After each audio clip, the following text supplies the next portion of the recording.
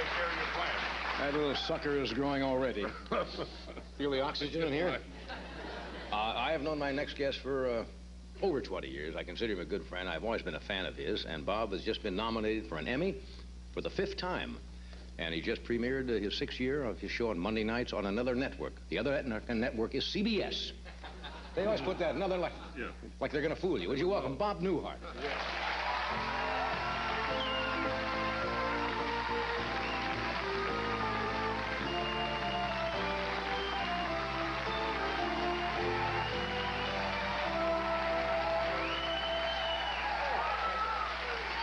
Hey,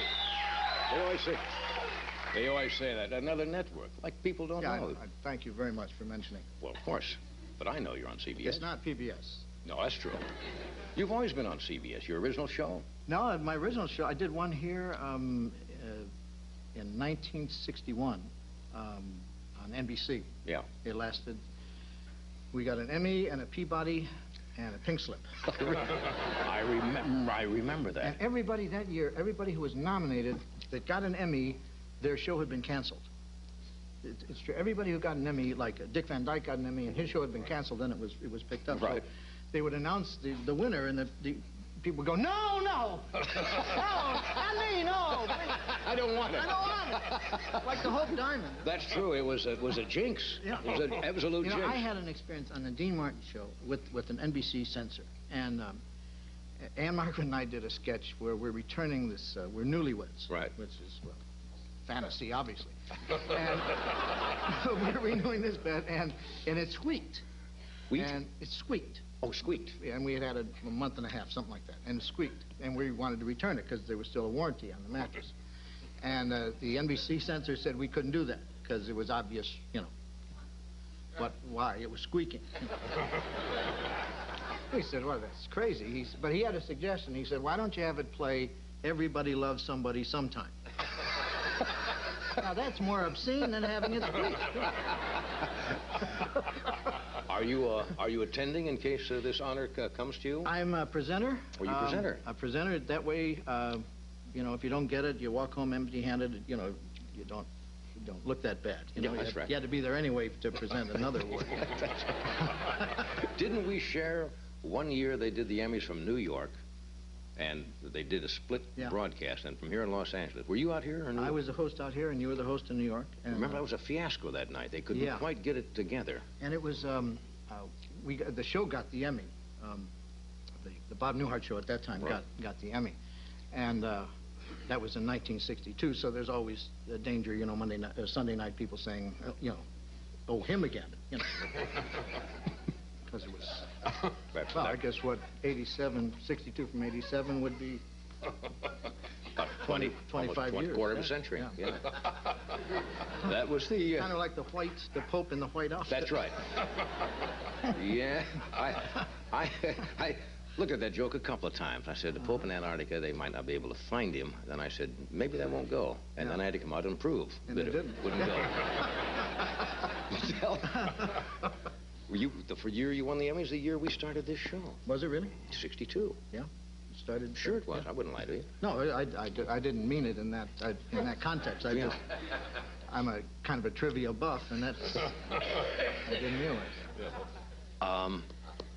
I've been on this one 6, which is 6 on this one, and 6 on the other one, which is 12, which is a far cry from the number of years that you've done this show. Far cry. But it's a lifetime in sitcom world. Of course, sure, because these are on, aren't they?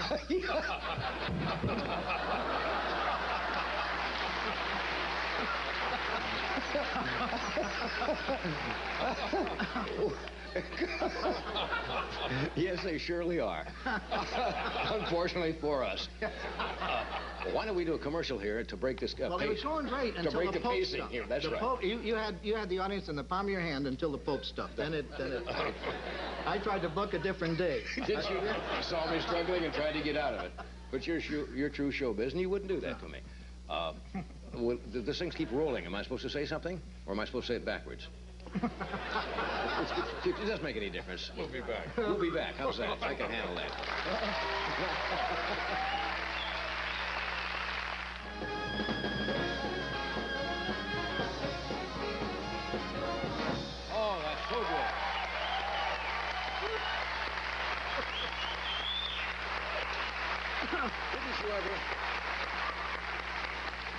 just listen to the band. You are an amateur drummer like I am. Yeah. Did you ever want to travel and play with a big band? That was ever a fantasy? Well, no, I never had the full drum set. I had the snare. I never did. I had this is going to sound like a poor story, but I had the snare drum. I never had the bass drum. I had the high sock, and I never had a cymbal. I had like a lamp, you know? I never knew I could do this, but I couldn't do the bass drum. I had never had a bass drum. So you never had a bass drum? Boom. Go to hit the cymbal and I'd fall over. No cymbal lyric. But no, it's poor, eh? No, I didn't mean to. I shouldn't have implied that. But we were talking together about a week ago at a party, and we were reminiscing about performing.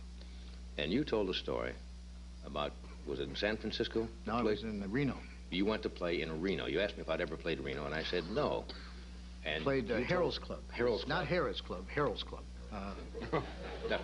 That's true. And it was on the 7th floor, and at that time I used to go in a day ahead of time to just to see what the show was like. So Reno is a more western kind of town than San Francisco. I think that's fair. Yeah. That's fair to say. A little more earthy. Yeah. And I had a lot of Stetsons in the audience, and the act I went in to see was a composer, a French composer named Gilbert Bicot. Remember? It was Gilbert Bicot, and he wrote several songs, and he was touring the country singing his songs, and he came out and he said, my first song, I was walking, he said, I was walking along the Seine, and I saw this balloon on the Seine, and I wrote this song called Balloon on the Seine. I'm not making this up. Then he starts playing. There's the balloon on the Seine, and the Seine on the balloon, and the balloon on the Seine, and the Seine on the balloon. Now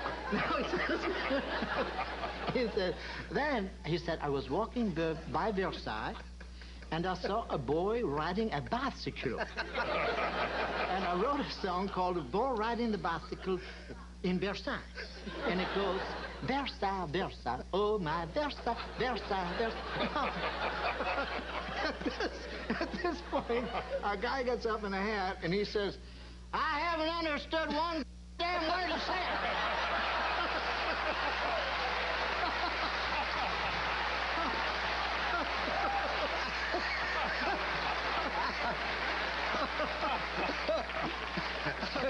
So I thought, this may not be the right town for me, you know? Come out and do the driving instructor, a guy with a dog. Gilbert Bicot. Performer's nightmare. Yeah. Yeah. Now, I remember in your early days, you did a routine about flying, and you, at least years ago, had a phobia. You're almost paranoid about getting on an airplane. I used to take the train. I did. I'm not making fun of that because a lot of people is. I was in service, and I wanted to go to Hawaii, and didn't have a lot of money. I was a corporal. I think it was 122 a month. I think it was. Another poor story here, huh? No. I bought the lamp. I don't want to have to buy it. If I had made sergeant, I could have afforded the symbol and That's right. Of course. Anyway, I wanted to go to Hawaii, so I looked in the papers in L.A. I was stationed out here in California, and looked in L.A., and they had an airline called the Grace L. Ferguson Airline and Storm Door Company. I checked in, and they gave this address, and it was this woman's home. And we went, and you'd weigh your bags in her bathroom, you know. And then we got in her Volkswagen, and she drove us out to the airport. And we got aboard this DC-1 called the Enola Gay. I remember the bottom was all kind of scarred, you know. So that kind of put me off. I'm not that bad today. I don't mind. I've gotten better. The only thing you used to really go in and have a couple of belts. Yeah. And I took a train a lot. I will check what airline it is. There is an airline I like to take.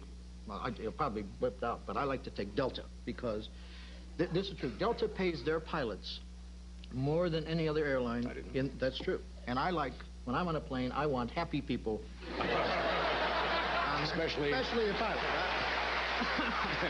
I want to. You want a grouser, guys? I want to hear a lot of hi ho coming out of the cockpit. I will not fly a plane that has had recent labor trouble. I will not fly them. Well, you want to, we'll give you a ride you won't forget. Cut out air traffic, will you? But I'm better. I really am better. Did you go to a psychiatrist or something? It's none of my business, but... I went to a psychiatrist. This is true. I went to a psychiatrist because you have to fly, as you know. You can't take trains, what John Madden does, but you can't really take trains from one day to another. So I went to a psychiatrist who was... And I told him this phobia I had about flying. And at the end of it, he was more insecure than I was, not about flying.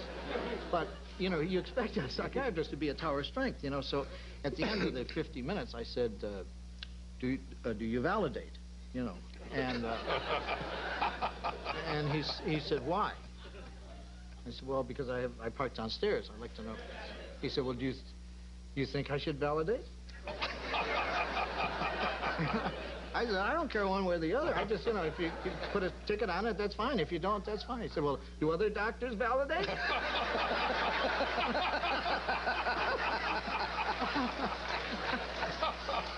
I went to him once. That was the last trip. Yeah, you think they are strong. They got problems. We'll be right back after this.